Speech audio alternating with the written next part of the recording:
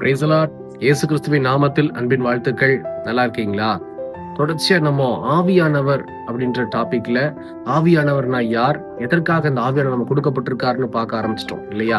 நேற்றுக்கு இன்ட்ரோ மாதிரி யார் அந்த ஆவியானவர்ங்கிறத பார்த்தோம். இப்போ இந்த ஆவியானவர் இதோ சத்தியத்துக்குள்ள மட்டுமல்ல, பாவத்தை குறித்து சாபத்தை குறித்து கண்டிக்கிறவர் மாத்திரமல்ல, இன்னொரு வகையில் நமக்கு உதவி செய்கிறவர். எதுல அப்படின்னா, நமக்கு ஜெபிக்கிற காரியத்துல அவர் உதவி செய்ய ஆவலாக இருக்கிறார். எடுத்து வாசிக்கலாம். ரோமர் 8ஆம் அதிகாரம் 26ஆம் வசனத்தை வாசிக்கிற பைபிள்ல நல்லா கவனிச்சு பாருங்க. அந்தபடியே ஆவியானவரும் நமது பலவீனங்களில் நமக்கு உதவி செய்கிறார். நாம் ஏற்றபடி வேண்டிக் கொள்ள வேண்டியதின்னதென்று அறியாமல் இருக்கிறபடியால் ஆவியானவர் தாமே வாக்கு கடங்காத பெருமூச்சுகளோடு நமக்காக வேண்டுதல் செய்கிறார். எவ்வளவு பெரிய வசனம், எவ்வளவு அருமையான ஒரு வசனம். இன்னைக்கு ஏசப்பாவுடைய பிள்ளைங்க நிறைய பேத்துக்கு எப்படி விண்ணப்பம் பண்ணணும்னே தெரிய மாட்டேங்குது, எப்படி ஜெபிக்கணும்னே தெரிய மாட்டேங்குது. குறிப்பா இது தேவ சித்தமாங்கிறத அவங்க உணர்வடையாம இருக்கிறாங்க. பொதுவா ஆண்டவர் சொல்லிட்டார்ல, எதை வேணாலும் கேளுன்னு சொல்லி, என் நாமத்தினால எதை கேளு செய்வேன்னு சொல்லிட்டார்ல. அதனால அந்த வார்த்தையை சொல்லி சொல்லி ஜெபம் பண்ணிக்கிறது. ஆண்டவரே, நீங்க சொல்லியிருக்கிறீங்க எனக்கு இது வேணும் அது வேணும்னு சொல்லி. ஆனா நாம் கேட்கக்கூடிய காரியம் இது தேவ சித்தமா அப்படின்னு சொல்லி நீங்க யோசிக்க மாட்டேங்கிறீங்க. இந்த காரியங்களை சிந்திக்க வைக்கிறவரும், இந்த காரியங்களை குறித்து அழகா விவரமாக சொல்லிக் கொடுக்கிறவரும் யாருன்னா அந்த கர்த்தருடைய ஆவியானவர்.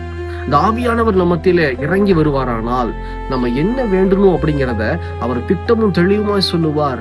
நம்ம முன்னாடி இருக்கிற காரியங்களை குறிச்சுதான் நம்ம வேண்டுவோம். ஆனா ஆவியானவர் பலமாய் இறங்கி உள்ள என்ன காரியம் இருக்கு, அந்த ரங்கத்தில் என்ன காரியம் இருக்கிறது அப்படின்னு சொல்லி பிசாசோடு போராடவும், இதோ என்ன காரியத்துக்காக கருத்தா ஜெபிக்கணும் அந்த கருத்தான ஜெபத்தை செய்ய கற்றுக் கொடுக்கிறவர் ஆவியானவர். எலியா பாருங்க, கருத்துள்ள ஜெபத்தை செய்தாராம். அந்த யாக்கோபு எழுதின புஸ்தகத்துல எலியாவினுடைய ஜெபத்தை குறித்து ஆண்டவர் எழுதி கொடுத்திருக்கிறார். பார்த்திருக்கிறீங்களா?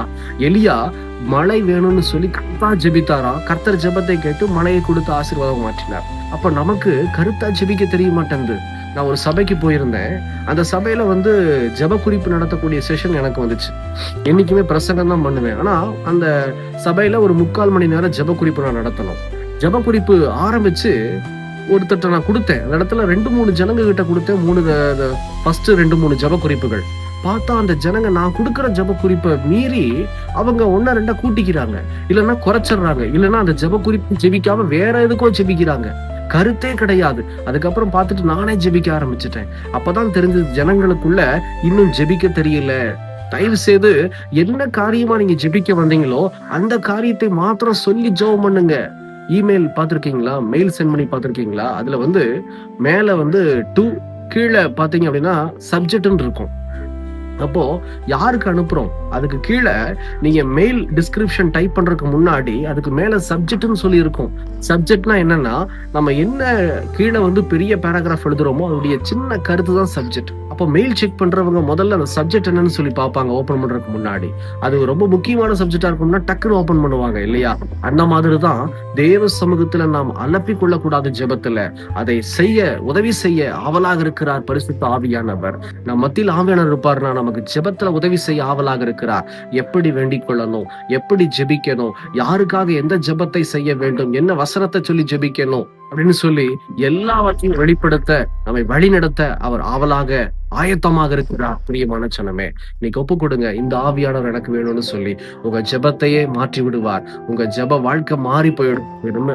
அதுக்கப்புறம் ரொம்ப பெரிய ஆசீர்வாதத்தை நீங்க பார்க்க போறீங்க. ஜெபிக்கலாமா? கண்களை மூடி. எங்களை நேசிக்கிற நல்ல ஆண்டவரே, இந்த வேலைக்காக ஸ்தோத்திரம். தகப்பனே, இந்த பரிசுத்த ஆவியானவர் எங்களுக்கு வேணும்பா. ஆண்டவரே, எங்களுக்கு வேண்டிக் கொள்ள எங்களுக்கு தெரியல. ஆண்டவரே, ஜெபிக்க எங்களுக்கு தெரியல. எலியாவை போல கருத்துள்ள ஜெபத்தை செய்ய என் தேவன் கிருபை தருவீராக.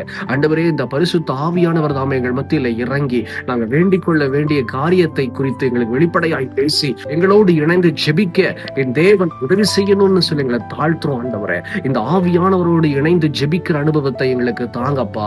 தொடர்ந்து ஆசீர்வதிங்க, பலப்படுத்துங்க. இயேசுவின் நாமத்தில் பிதாவே, ஆமென். தொடர்ந்து ஜெபம் பண்ணுங்க.